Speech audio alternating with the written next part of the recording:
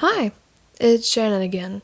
In my experience, the most direct way to get further into movies is to watch more movies. This time, I want to talk about how to approach movies themselves and figure out what you want to watch, being that there's so much to choose from and it can get a little overwhelming. This video especially is geared more towards people just starting out and might not have as much utility for someone who's been into film for a while. When looking at different movies and trying to pick one out, be sure to ease yourself in. Do a little bit of research. Films, even films from the same director, can vary wildly in how accessible they are. You don't necessarily become a more intelligent person as you watch more films, but you do grow in your understanding of their language. I'm glad that I either waited to see or just didn't happen to see certain movies until I had a deeper understanding of film and more films under my belt, because it would have been a shame to have a bad or incomplete experience with a great movie.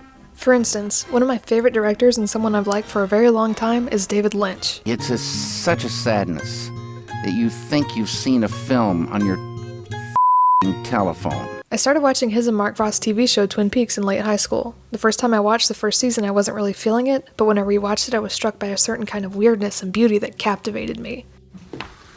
Fellas, don't drink that coffee. You'd never guess. There was a fish in the percolator.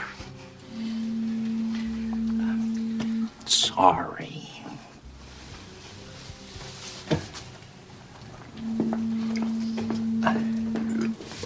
It took me more than one viewing to get acclimated to his world. Even with all of its horror and idiosyncrasy, Twin Peaks is definitely one of Lynch's more accessible works. I'm glad that I saw Blue Velvet and Twin Peaks before something like Mulholland Drive. His stranger and more experimental works aren't necessarily better, but they're probably not the best place to start. I have no idea how I would have handled Mulholland Drive in high school, and not because I was young, but because at that point I just started getting into film and didn't really know anything about it or how to process it. You talk about making connections. It seems to me that that's what that recurrent visual motif is about, and I know you hate saying what things mean in your films, but am I right in thinking that that's at least in the right area? No. There are also directors who I really love, like Shane Carruth, who I'd have trouble recommending to anyone who doesn't care about working to keep up with a film. Mulholland Drive and Upstream Killer are both wonderful films that do not condescend to or look down on the viewer, but simultaneously refuse to spoon-feed you. Not everyone is in the mood to struggle through Carruth's film Primer, but Primer is a very rewarding film for the kind of person who takes the time to appreciate it. Dan Harmon, Community's showrunner and creator, talked about struggling with this in an AV Club interview. The idea of media as something comforting and familiar versus something challenging. As a film enthusiast, I'm pretty much always looking for that engagement and that challenge. That's not where everyone who watches movies is, but it's somewhere you'll have to be able to reach if you want to appreciate film as much as you can. You should challenge yourself, and I don't want to discourage anyone from certain movies right off the bat. It isn't that you should only watch this or that movie if you're some kind of film expert, because it would be beyond your tiny brain otherwise. It's more just something to consider at the beginning or if you ever get frustrated. You just have to keep an open mind and give yourself time. Something like the film Amélie. Amélie? What was that? It's right next to the Amélie from the movie Amélie. Amélie? Because she just walks not around. An impression. You just. It's about a young girl. Hello, I am Amélie. Who can only say her own name. I cook an egg with a spoon. Is kind of the cliched baby's first foreign film. It's very sweet and charming and easy to digest, and I don't mean any of that as an insult. Fall in love again with me, Amélie. Now on DVD. It's still a fun movie, and all that makes it a good place to start. In my first film class, I watched Run Lola Run, Chungking Express, and The Diving Bell and the Butterfly, and I really loved all of them. They're also films I'd recommend to someone just starting out. If you don't have access to or interest in a film class, just try googling film class syllabus, or film studies syllabus, or intro to cinema syllabus. If you find what looks like a good one, try challenging yourself to watch one of the films on that syllabus a week until you've seen all of them. Join a film club. If you don't know of any, start your own. There were no film clubs at my high school, so I had friends over to watch movies or watch them with my relatives. My first college had no film classes, so I got involved with theater and went to almost every meeting of the unofficial film club there. That was where I first saw films like Clerks, M, City of God, Clockwork Orange, Ikiru, The Third Man, and, of course, Amélie, and where I brought personal inspirations and favorites like Hot Fuzz and In Bruges to share. What about Lethal Weapon? No. You seen Die Hard, dude? No. Bad Boys 2? No. You ain't seen Bad Boys 2? Just generally, many of my most rewarding experiences with films were shaped by the people I shared those films with. Point Break or Bad Boys 2? Which one do you think I prefer? No, I mean, which one do you want to watch first? And especially when looking for current films to watch, you should find critics to follow, but don't ever feel like you always have to agree with them or that they should always agree with you. A critic is a lens that you look at films through, not a perfect clone of you and your tastes and preferences. Also, avoid people who just recap plot or people who only ever tear things down. A critic should trash a film because they wanted it to be better and saw wasted potential. Yeah. Before you shut this off and go, I know the movie's bad, I'm not going to see it, click. Right. You will learn some information about the sinister underbelly of what Adam Sandler is doing, and how you're all being manipulated by this epic con man.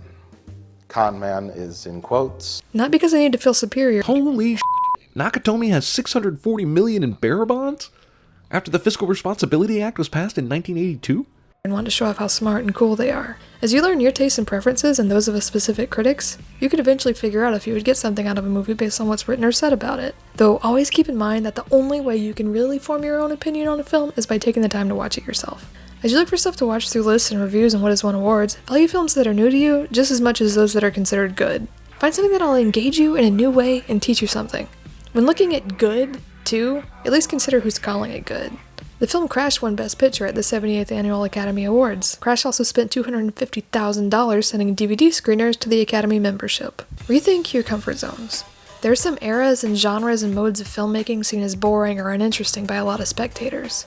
Some people have no interest in black and white film or subtitled film or documentaries or, heaven forbid, silent film. I'm assuming if you're watching this video, you don't have that mindset, but if you do, I can guarantee you that if you expand your horizons a little, you'll be pleasantly surprised. Even past that, if I asked you what makes a good film, what would you say? Some people might say it needs an engaging plot and relatable characters. But what if your characters are horrible people? What if they're ignorant, cruel, or petty?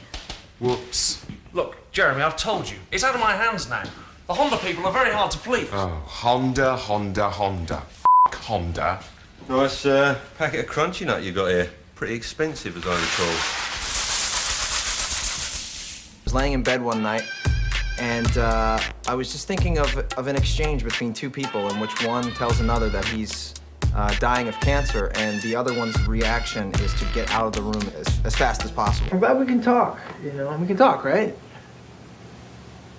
Yeah, I mean, we should talk. We should talk.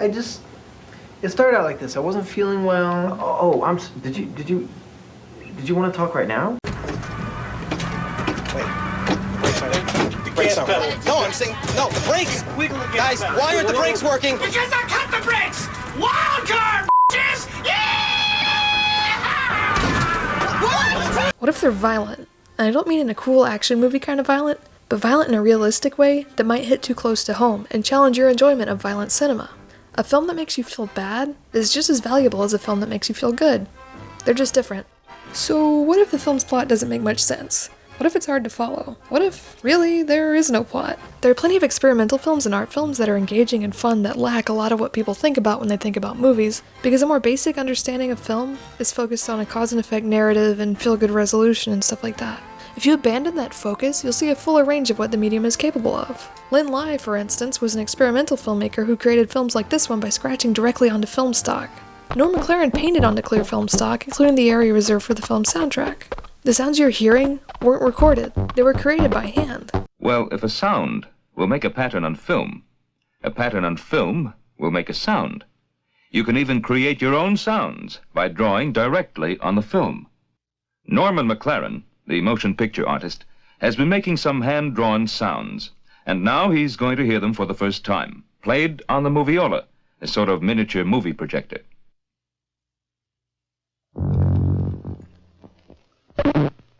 There's no story here, no characters, no conflict, nothing like that.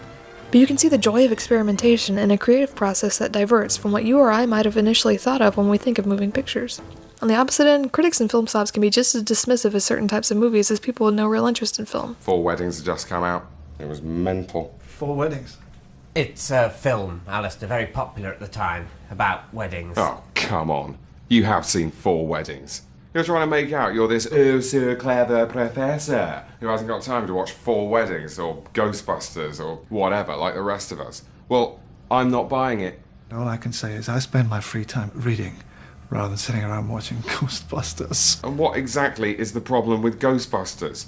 Oh, look how many books I've got. I must be clever. It is generally true that the bigger a film's budget, the more restrictive the creative constraints placed on it are, and that in trying to reach mass appeal, many films lose the ability to touch an individual spectator, but that does not mean that all big films are bad, or that the only valuable films are niche and experimental. As a spectator, you just need to be open to both ends of the spectrum. For example, horror films and other genre pictures are often looked down on as being trashy and offensive. Part 5 has done very well at the box office, presumably because the teenagers who go to these movies know that there is absolutely no danger that they're going to be required to think or imagine or experience delight or joy or self-discovery. All they will have to do, all that's required of them, is to look at a lot of dead teenagers. And it occurs to me that teenagers going to a dead teenager movie are the equivalent of horses going to the glue factory. How about you? I do a little acting.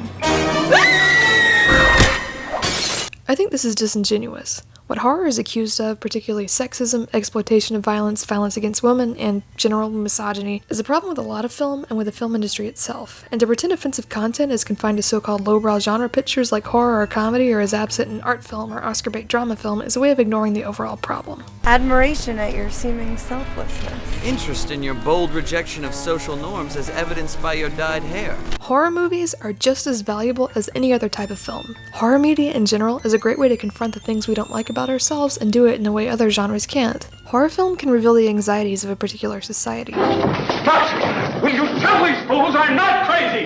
Make them listen to me before it's too late! Listen to me. Please listen. If you don't, if you won't, if you fail to understand, then the same incredible terror that's menacing me will strike at you! It can confront specific aspects of society that are rarely examined or criticized, like parenthood. It can criticize racism. It can explore grief. This fearlessness and complexity can make critics uncomfortable, as was the case with Michael Powell's film Peeping Tom. Peeping Tom hit a raw nerve with its 1960 audience, tapping into fears of popular cinema and loosening morals. Within weeks, the film was pulled, and Michael Powell's career and reputation suffered. See, the other problem with the film at the time probably was that you have this serial killer, basically, horrible. Yet, he's presented as someone who touches you in a way. From the very beginning, something about his eyes and his quietness, especially when he photographs those models. It's a kind of uneasy empathy with this person. Come on, love, don't be shy. And I think it shocked people.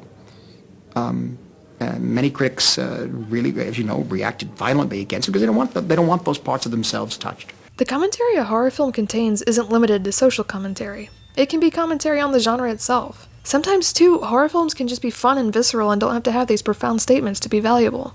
All of these films are valuable.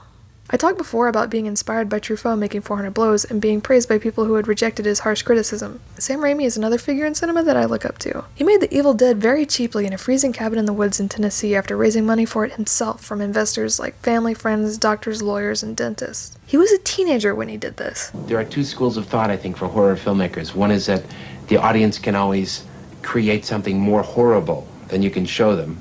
And the other school of thought is show them everything.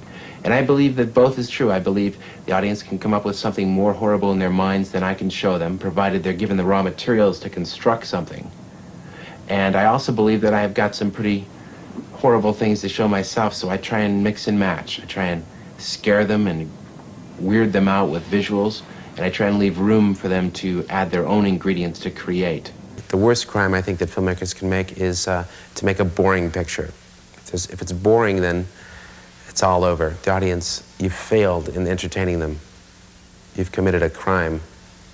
Sam and I first decided to do a horror film after doing research on what pictures did well in the markets. And at the time, which was the late 70s, there were still a lot of drive-ins, especially in the Midwest where we grew up. And there were forever horror films playing in the drive-ins on double bills and that, which we always saw and said, God, we can make something better than this. There's absolutely no doubt about it. Robert Tappert, Bruce Campbell, and myself all bought business suits and matching briefcases and dropped out of school.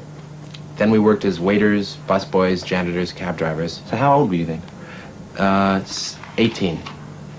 And Bruce was 19 and Robert was 22 at the time. We would sit down and pretend that we were businessmen. That was all part of the filmmaking process. We thought we had to do it because it never occurred to us to go to California because it was 3,000 miles away. And we thought we'd have as good a chance raising money independently, and it finally worked. But we really went to absolutely anybody who was financially capable of losing all their money. If I'd written off Evil Dead as trashy or lowbrow, I wouldn't know about his story and wouldn't have his motivation and ingenuity to admire. For my last point, I want to say that you shouldn't be afraid to change your mind. You are a changing person. As you see more movies, your standards are going to change, because what you watch and learn will change your perspective. If I hadn't seen Crash a couple weeks after having seen Do the Right Thing for the first time, I might have liked it instead of hating it. And don't be afraid to revisit and reassess films you've loved. Sometimes this can give you an even deeper appreciation.